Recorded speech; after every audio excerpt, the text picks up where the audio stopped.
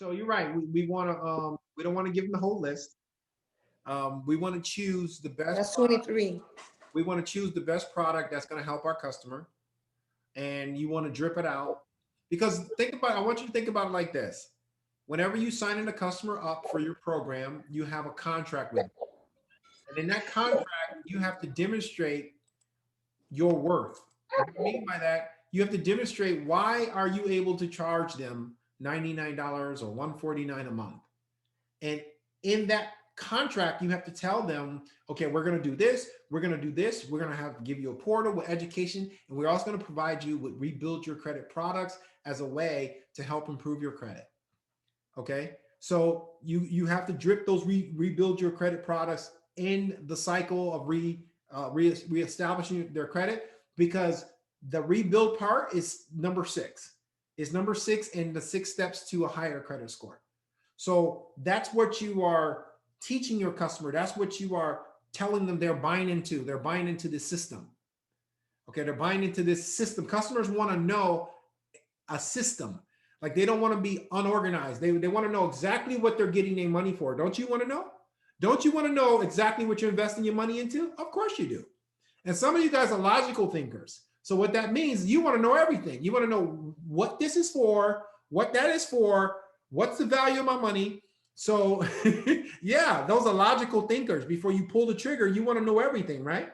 And then you pull the trigger. Okay, so it's the same thing with your customer. By having this list, you can always tell them, listen, you know, I have a partner with 20 different companies that can offer products to help rebuild your credit. And throughout our journey, I'm going to recommend 2 or 3 cards based on your file that's going to help you achieve your credit score that you want to get at. All right. So that is just the part on, like, how do you use this rebuild the credit product that you have? And you also want to try to put it in your drip campaign. If you're using the Client Dispute Manager software, you can send an email blast out to all of your customers offering them the rebuild your credit product. You can also put them in the nurturing campaigns, right? As a part of our education series offering the rebuild your credit products. And you can also talk to them about this on their onboarding process when they're first starting up. I do recommend this card right here.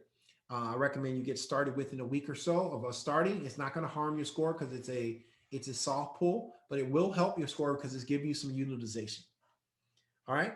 Any questions on the rebuild your credit product training that we just had before we talk about Nicole's situation? Any questions? Yes, I have a question.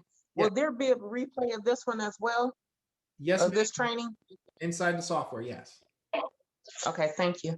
Yes, it will be. Oh, and what I was saying about the finger hut, where you couldn't hear me because I was pulling in the garage. I was saying that finger hut, if you, whatever you charge, you pay on it for 2 months. And after you pay on it 2 months, pay it off, because they want to see a payment history. Then they up your limit and do it again. You can do it every 6 months, but if you're trying to up your limit to help your utilization, then to make a couple payments and then pay it off, because you're showing the payment history. Okay, cool. That's good to know. Good to know. Any more questions about the rebuild your credit product series? The missing part. All right, this is the 6th part of reaching an 800 credit score. You got to get that rebuilding going, especially if your score is damaged. If the file is damaged, you gotta show FICO that you're back in the game. Your customer has to show FICO that they're back in the game. And the way they do that is through payments, on-time payments. Utilization is extremely low. Removing all the inaccurate information on the credit report if possible. Not applying for any more credit within the next 2 years so you can get the inquiries down. Okay, that's all a part of the 6th step to a 800 credit score. And then you got to give it time for your credit profile to heal. Okay. And this is the missing part that a lot of people don't talk about, the pie chart. A lot of people in these YouTube videos, they don't talk about this missing part right here, okay, which is part of it. All right, any more questions? Nicole, you ready to dive into your question real quick? I am. Nicole, can you just give us one more recap of your situation? I was just about to do that. All right. Okay. I'll say, and Stephanie take a dab at it. Okay. All right. So the client actually has a Sallie Mae private loan. So for those of us who don't know, which I didn't either, because I never had those kind of loans, those private loans are actually funded by a trust, okay? And so what happens is they hire servicing companies like Navient to actually service those clients, take the payments and things of that nature. So with this particular client, her credit score, her credit report is showing that she's been making payments. Now, there has been some missing payments throughout the time of the loan, but over the past 6 months, the payments have been being made. She has 2 loans. One of them, her mother is actually having direct debit out of her checking account, $400 and something. The other one is like $100 and something that she's paying.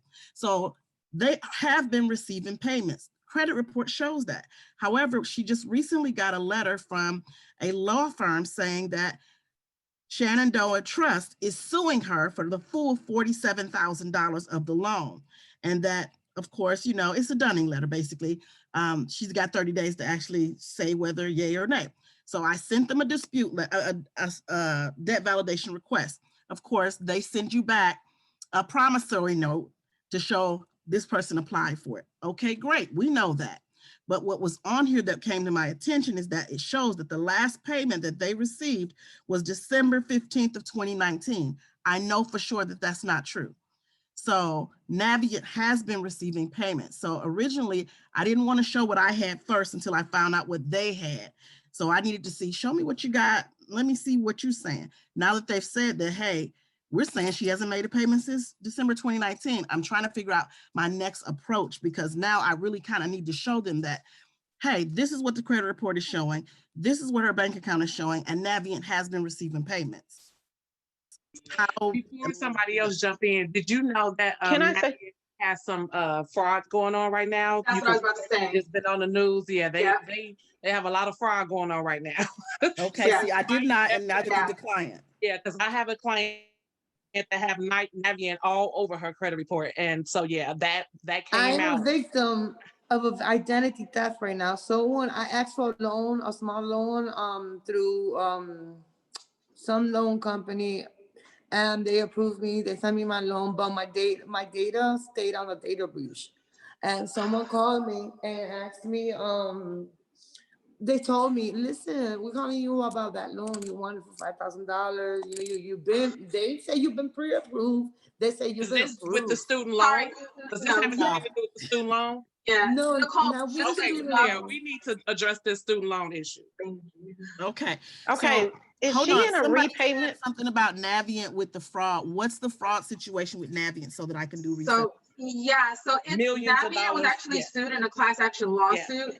And it's widely known that they actually do a lot of false advertising, as well as they charge fees on accounts that are uncounted, like late fees. They just do a lot of suspect like activity, and it's A lot of illegal fees.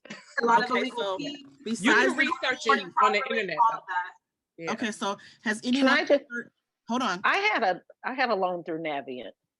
My Has loan any- through Navient, I went through the rehabilitation program. You go to that program and you make the payments, and you have to make the payments consecutively in order to complete the program. It's a 8-month program that you go through. They do not report anything to the credit bureaus until you actually complete the entire program. Then they report it 30 days later. They report after you complete it, they'll report it to the Department of Education, who then reports it to the credit bureau saying that you completed the program. So that's how mine worked. And that's how I got all of my loans in positive status. And Navient was one of my servicers. Okay, so hold that thought for me. So what she's talking about is called a rehabilitation program. And Correct. all student loans. So if you had a federal student loan or some kind of student loan, and your person is in default, can actually go through the rehab program.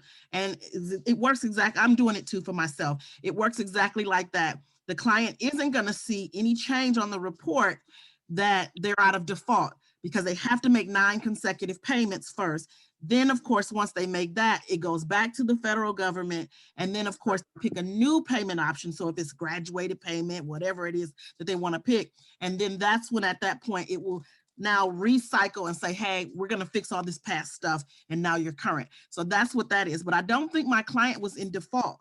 So that's my issue. If the client was in default, I could see, you know, her saying, well, I was in the rehab program or whatever, and maybe that's not what's happening. But this client's making large payments and it's been consistent. And the credit report is showing the current payments. So that's not my issue.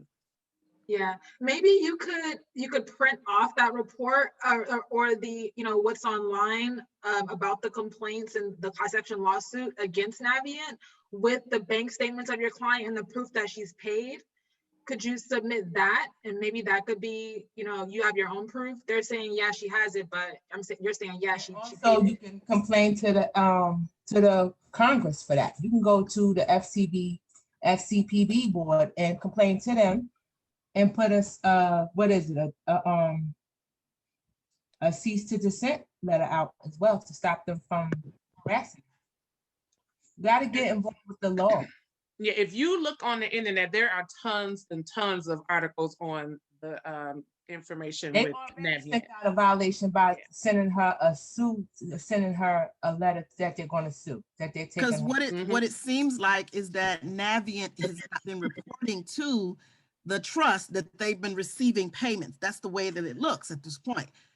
So that's why I was saying, when you said fraud, I was thinking, are they, you know, has anyone heard that they're doing that they haven't been reporting the payments? Oh, they do that all the time. But what school did she go to? What college or university did she go to? Yeah, girl, I don't know. Because you could take a different route. Well, ask her, because you could take the borrower's defense route. And if she went to one of those colleges, like, I don't know, one of those colleges, you could go the borrower's defense route and just get the whole loan together discharged. Oh, that I think she went to, I know she went to Cincinnati University, but I don't know if that's when those loans, I think it was. Oh, probably not. Probably not a university. I'm talking about like the Kaplans and like the for-profit ones you used to see on TV, like trying to get people to get off the couch and come to school, like those. Okay. Yeah, so at this point, Mark, what's your take on it, Mark? That's what we really want to hear from. Right. Should I mean, just cracking up. Right. Because my question is like, okay, I needed to find out what this attorney even has. Do you even own this loan? Who are you? Who you represent? That was I don't mean to interrupt, but that was my biggest thing, is to make sure that they even own it, because if they don't own it, I wouldn't even entertain a conversation with them. Exactly. Like, It'll be a scare tactic. With it. You need to so prove SunTrust, actually, I did some research, and that's how I found out these trusts actually fund private student loans. So SunTrust, I mean, whoever Shenandoah Trust is, actually owns this loan. And again, Navient is who they were collecting the payments. And so this law firm is saying that they represent them. So what I don't want to happen is that she actually gets sued. Now, if she does get sued, of course, we know that she'll go to court and show payments and whatever, and they'll have to just, you know, deal with it that way. But of course, we don't want that for the client. So what do you think I should do next, Mark? I was just waiting till everybody get there, you know. Well, we finished. We ready now. So I will tell y'all, that was some good dialogue to helping each other out. So kudos. Yeah, that's right. So Nicole, here's the thing. I'm gonna be straight honest with you, right? The law firm handling this case? Is this a debt collection law firm? I think so. Okay, so are they going to sue your customer? That's what they're saying. They're saying if she doesn't, you know, pay them. Well, I'm looking at they just sent me the request for verification received. Again, it just shows that information. So let me tell you how this is going to end. Okay, they can't make a empty threat. That's number one. If they say they're going to sue, if you don't act, they're going to sue. Do you understand what I mean? And it's $47,000, not $2. No, this is what I'm trying to say. So what I'm trying to say to you is that they can't it's against the law. It's against the Fair Debt Collection Practices Act for them to threaten to sue, and they don't. Okay, so what I'm trying to say is that they said, if you don't do this, we're going to sue you. Now, at this point, this is a $47,000 debt, right? Are you a lawyer? No. Okay. At this point, if I was her, at this point, I need to get legal advice now. Okay? And I'm being straight up with you now. Get legal what? Legal advice. Let me tell Okay, everybody this as a credit repair company. Don't go down that route trying to be a lawyer. Do not go there. Do not go there. The customer don't pay you enough. Right. And you're not a lawyer, and she will stress you out. Let me tell you something. This one customer will make you pull your hair out your head for the little money that she's paying you. Okay? Mhm. You understand what I'm saying? So in a situation like this, you did the right thing. You asked for a debt validation, but the problem is it's an attorney and it's a law firm. Are they in the same state? They're in the state of Ohio. Oh no, that's even worse now. Oh my God. Yeah, we live in Cleveland, so they are downtown Cleveland. This law. No, you got a problem now. You it's time to call Brian. Let me give you his information. Brian Pounder is the lawyer that's going to be speaking next Saturday. Let me give you, he does exactly this type of stuff. Cool. So I'm going to give you his info. He'll do a free consultation with you. He's a very nice guy. Okay. What I'm trying to say to you is that you got to get your customer ready. You got to get your customer ready. If they're going to sue your customer, and she has to be ready to defend. And if she's not ready to defend, she can't go to court. This is not legal advice, so don't take this as any. I'm not a lawyer. This is my disclaimer. I'm not a lawyer. This is not legal advice. It's just for information only. Okay. But if you don't give them or what their demand, they're going to sue, hoping that your customer doesn't show up. Oh, of course. And if she doesn't show up, she's going to get a judgment, and it can proceed to wage garnishment and everything else, which will be devastating to your customer. And then she will fire you as a credit repair company. Do you understand? And she can even hold you liable. She can even say that your disputing could be responsible for this triggering this lawsuit. So we got to be careful here. That's why I always say never dispute really, really high debt that's within the statute of limitations of a law firm suing. Is this debt still within the statute of limitation? I'm pretty sure it is. So guys, listen, in Ohio, there's a statute of limitation that states that you can only sue up to a certain amount of time on a debt. So what you want to do, Nicole, you want to research the statute of limitations on debts for Ohio. It's 7 years for us, I think. Okay, so over 7 years, so the lawyers have fair game. They can come after your customer, whether your customer respond or not. They're going to send a summons, hoping that she don't respond, which most people don't. And they're going to get a default judgment by default, which allows them to execute and move forward to a wage garnishment. And then it's downhill from there. So you have the opportunity right now to slow that shit down. And the way you do that is you contact, let me give you, did I give you his information? No. Yeah. Let me give you his information. You contact Brian, you explain your entire situation, and take the consultation and guidance from him. Okay? Or you tell your customer, Legal Shield won't do anything because it's a proactive situation. What I was going to tell you is to go to get her signed up with Legal Shield. Okay? And she'll get the legal plan, and she'll get the trial writer. Okay, if she signed up with Legal Shield tomorrow, she'll get the full trial writer. And what that means is that they will give her trial time. They'll defend. If she was to be sued, they will defend. Okay. You understand what I mean? You will step out and they will defend. They will go to court for her to negotiate this bill or to defend this bill for her, right? So, but the problem is if you tell Legal Shield that you already got a letter prior to getting Legal Shield, they won't give you the coverage retroactive. Does that make sense? Yeah. So what I'm trying to say to you right now is that this is a legal problem, and it's outside our scope as a credit repair company. The only thing we can do is guide. If she doesn't get representation, then what she has to do is show up in the court with her paperwork to prove, Your Honor, I have been making the payments. Your Honor, here's proof that I've been making the payments. Your Honor, I've been doing everything I can do to make the payments. And from that point forward, the judge is going to say, okay, you know what? Loan officer, a student loan, ma'am, go outside, and figure this out. Right. That's exactly what they're going to do. They're going to say, make an agreement, and then what I normally recommend is that if she truly owes the money, I'm going to be honest with you. If she truly owes the money, I always plead, I only have a certain amount of money. I tell the owner, look, I only can make this amount of payment. I can make 50 a month. I can make 60 a month. I can make 100 a month, like that. Do you understand what I mean? Mm-hmm. So this is for everyone. If she doesn't go to court, she's going to get a judgment. It's going to happen.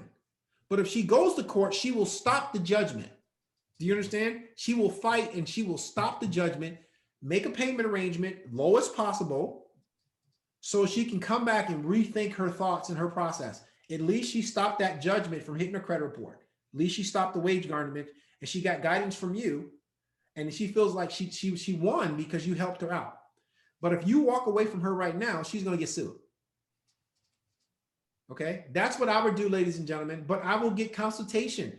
I would go to Brian. I will say, Brian, here's the situation. Can you help me? What do we need to do here? And he'll tell you what you need to do. He specialized in debt collection defense. He's a litigator as well. And this is right up his alley. This is right up his alley. Okay. All right. So are you feeling stressed about this case? No? Okay. Like, why? Because it ain't my student loans. I'm just playing. I know that's right, Nicole. Well, I'm just kidding, y'all. I'm just kidding. I'm not stressed about it because everything that you just said, I already knew. Right. You know, that if she has to go to court, this is what's going to happen, and this is how, how it would work. But my concern was, again, I just wanted to make sure that I'm leading her the right way. And again, like, I didn't know if I should just give them everything up front, this law firm, and say, well, here's everything that we have. She has been making the payments. Or if, I didn't know if that's what I should do right at this point. So I think I'm going to call the guy tomorrow and tell him all that, and he'll let me know whether or not we should give them all that, or if we should just do something else. I mean, has she been making the payments according? Yes. Yeah, proof. For payment, check. Send proof to them. Yep. No. Check payments from her mother, like January, December, November. Okay. Then no, did you send the law firm proof? I did not. The first thing I did was ask for debt validation, and I just got their response back yesterday, which is, again, just the promissory note is all they are going to send, and requesting money. Okay. So I got. So now I didn't know if I should just go ahead and send them proof and wait for that, or what. Another thing you can try. Talk to Brian. Talk to Brian first. Okay. Talk to Brian. Let me give you Tariq's information as well. Tariq is the other lawyer that's going to be speaking at the event as well. Okay. Let me give you his information. Do all of you guys want their info? Yes. Yes. I kind of figured that. I'm going to drop Tariq's and Brian's info. Both lawyers are going to be speaking. These are the guys that you go to when you run into these problems right here. So before you take any more further action or consult your customer or anything further, you reach out to them first for the game plan. Okay. And this is what they do. They're litigating attorneys. This is all they do. Debt collection and credit bureaus. This is all they do. Okay. I need those two lawyers in my area. Yeah. Let me get that for you guys. I got Brian right here. Let me give you Tariq's. So with Brian, you want to go to his website and book a consultation. And was there a deadline with the law firm? Let me see. I got their letter on my phone. 1 second.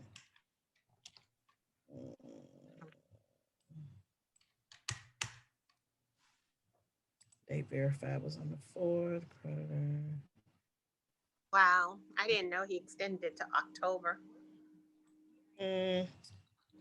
On the cover letter. Yeah, Biden did when he extended it out to October. Wow. Cover letter, they don't Somebody say. I heard they said it was August. It was but supposed to be wow. March, and then they extended it And then out to October of this year. Gotcha. Wow. I'm checking, Mark. I'm looking at the cover letter that they sent, and right now I don't see that. It shows when she got the loan, what the amount of payments are, you know, Navient information, you know, that stuff, but they're not saying statement purchase amount. Hold on, let me get, I'm gonna. Navient Solutions. Wow. Okay. So I have a question. While he's looking that up, do you guys still No. tell your clients to pay their, even though they have extended it, do you tell them to still pay because they froze the interest and it goes to the principal? I just wanted some thoughts on that. It depends on their budget, you know. Okay. You know, if they can afford it and they want to see that principal go down, then Yeah. that's a Right. conversation to have with them individually, and then, you know, just have a personalized plan for them, because that's what I do. I just let them know what the situation is, and then if it fits their budget, then yeah. Okay. Yeah, because by law, the servicers cannot even contact the client for any type of payment or anything. If they want to make the payment, it has to be voluntary. They have to contact the servicer to still make the payment toward the principal. When did they do that? When did they extend it? When Biden got in office, he extended it out. It was supposed to end in March of this year, but he extended it out until October. Yeah, they sent out a notice a couple of October. Because my student loan people keep sending me letters telling me a payment is due. So No, you'll get the letter, but it'll say 0, 0. Yeah, you'll still get a letter, but the payment should say 0, 0. Nah, they asking for payment. Well, also we have to remember, if they're federal loans, then they comply with the whole situation with Biden. If it's a private loan, they're not required to do that. Gotcha. Okay. Still accumulating? Okay, I just posted the link for Brian. I have to do a little bit more research for Tariq, but you can start with Brian, okay? Okay, I'll call him tomorrow. Really, really good. And actually, for all of the client dispute manager software members, we're going to be adding Brian as our referral lawyer. He's going to be in the software as well. Okay. And he does take on cases. He will talk with you. He will review your case, and he's a pretty smart guy too. And a very nice person at that, and very smart, articulate, nice. He'll listen to you and he'll give you his feedback. Okay. Is he? It doesn't matter what state you're in. What you say, Nicole? Nothing. That was Gina. It doesn't matter what state you're in. He can do litigation in different states. I did ask him that. He said it depends on the jurisdiction, but he said most states most federal courts he can do litigation. Okay, so that's a start. That's a start. Now another thing you can do, Nicole, but I don't think this is going to really. This will just slow them down. You really need the legal advice. But what I would say is that you can also do what I call a massive attack against the law firm, where you will file a complaint with the Attorney General's office in Ohio, along with the CFPB and the Better Business Bureau at the same time. Okay, that's called the massive attack. And what you're doing is you are defending your case. You're defending your customer. Okay, you're saying this debt collector is saying that I owe this money, but I'm saying I don't, and here's proof, and they threaten to sue me. That's what you're saying. Yeah. So what that would do is all three of those agencies will reach out to the law firm, all three at the same time with the proof. And then now it's a back and forth thing, you see? It's a back and forth thing. So that will just slow it down. But I don't know if that will actually make it go away. Okay? All right, guys, we are approaching 9 o'clock. That's 3 hours. Sorry, Rose. My battery low. And it is time to wrap it up. It is time to go. Okay? Have a good night. Hey, listen, take this information that we all discussed today and put it to work. Put it to work. Take this information. Somebody's going to kill it. Somebody's going to create a guide. They're going to give it away. It looks like Stephanie's going to do it. And, and they're going to become an affiliate of all 20 of these companies. And they're going to kill it. You too, Corey? Yeah. And they're going to. I'm doing it too. Mine is halfway done. Yours is already halfway done? Well, I already had one put together, so I'm just adding to it. Yes, ma'am.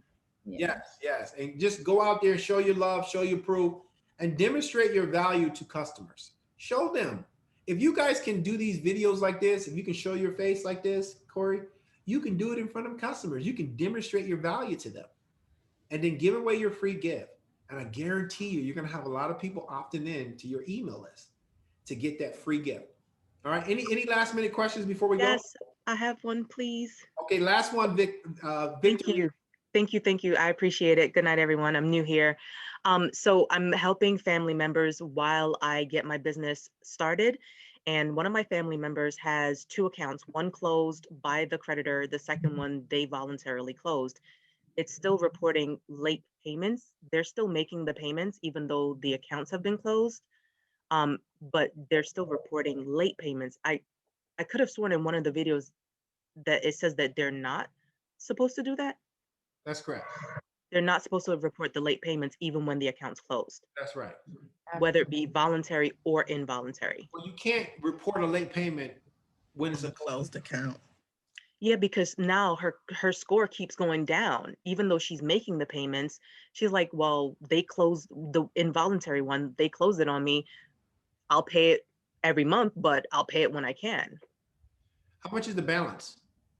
One of them is 4,000. The other is about 3,000 and change. Yeah. So these little things like what she's talking about, this is credit repair, experienced credit repair. This is not one-on-one basic credit repair. This is stuff where, you know, you have to be a credit repair company. You know, you deal a lot of files, you know, you get a lot of training, and then you learn about what this stuff here. So no, a creditor can't report late on a closed account. They can't report late afterwards. Yeah, I saw that in the video. So I was surprised that to this day, they're still reporting it. So there's a problem there. Like this is what I'm trying to say. It's inaccurate information. Well, yeah, they can't report. Right. So that's a problem there. And this is where your experience comes in. And this is why I always tell everyone, you know, a lot of people, they don't want to invest in themselves. Like they don't want to invest in training. They just want everything free. They want answers free. They want somebody to spend their time free. They want coaches for free. That's not going to happen. It's not going to happen in this world. You get off this call right here, you in the sea by yourself. Okay, so in the credit repair industry is not as easy as you think it is. You're going to learn this stuff over time. You understand what I mean? Like the stuff we discussed with Miss Nicole here. Yeah. You know, like that. You know, that's a learning lesson. You should take that and say, okay, I'm gonna put that in my learning vault. Oh, so I absolutely did. Thank you, Nicole. Yeah, when I run into this in the future, I know what to do with it. You know, so over time, you will get better at credit restoration by coming to these meetings, going to the master class, watching videos, training, listening to other people. You'll get better. So yeah, I made sure I purchased like the platinum and I watched the videos and took notes while I watched them. And I remember seeing it in the video. And then I was like, when I looked at the credit report, I'm like, why are they still doing this? They closed the account. Yeah. So what you're gonna have to do, you're gonna be really aggressive. Is this a creditor or a collector? No, creditor, still with the creditor because she's still making the payments. She's making the payments. That's cool. She can bring her account current. She can bring that negative account to zero. That's perfect. But you got to stop that reporting. And you got to hit them in the head. You got to tell them a straight out letter. You can't report. It's closed. This is inaccurate. I'm going to report you. Okay. And if they still do it, then that's when you hit them with the massive attack. Okay. Massive attack pretty much works. It's pretty aggressive. It's a very aggressive complaint system. Okay. You guys understand? Thank you. If the customer has truly inaccurate information on their credit report, and you are their advocate, okay? You have every right to advocate for that customer when the creditors are truly making a mistake, okay? And you have every right to use the complaint systems, BBB, CFB, Attorney General Officer for your customer, okay? Everybody understand? Thank you. All right, that's experience, what I'm teaching you now. I appreciate you staying on extra. Everyone, thank you guys. Sorry for holding you up. No, Mark, is this going to be on repeat? Yeah, we got all of our videos on replay. Okay, perfect. all of our videos on Repay. And we have so many, we got like 70, 80 videos right now in the software. You go to training, Yep. credit Perfect. meetings, and you can just You binge. the best. You the best. And just Mark. look at Mark all day long. All day long. You can just binge. You can binge on all of that content we have there. It's incredible. And just binge, learn, just immerse yourself, become a student, become a master's, get a master's degree in this, and you will do well. Okay. All Thanks right. so much, Mark. All right. Listen, I'll see everybody next Saturday. Everybody who bought their ticket. Yes, in the house. All right. Thank you. I'll see you next Saturday. Okay. Thank you. Have a great Have a weekend. good night. Enjoy the Thank you, weekend, everyone. everyone. Bye, y'all. Bye-bye. Thank you. Bye. Thanks, Mark. Bye. Bye. Bye-bye. Thank you so much for watching the video, and I hope you learned a lot. Some tip that's going to help you out in your particular situation. Hey, listen, I have a quick question for you. Have you ever thought about starting a credit restoration business? Now, if you have one, I do understand. But if you don't have one, my question to you, have you ever thought about it? Listen, you have a skill set, you have knowledge, you learn things about credit restoration. So why not earn a living?